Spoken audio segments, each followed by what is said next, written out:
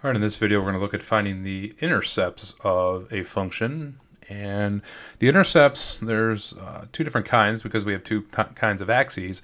The x-intercept or x-intercepts of a function are going to be where it crosses the x-axis. In other words, your y-coordinate is equal to 0.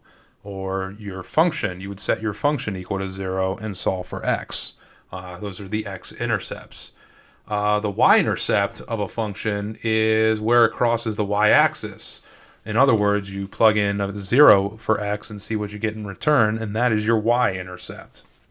So, example 6, find the intercepts of f of x equals x squared plus 4x plus 3.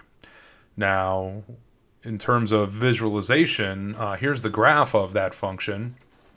And if we look at where it crosses the x-axis, it crosses the x-axis at -3 and at -1. So our x-intercepts are at -3, 0 and -1, 0. And if you set x squared plus 4x plus 3 equal to 0 and solved it, which you could use factoring, these x-intercepts will be the solution for x.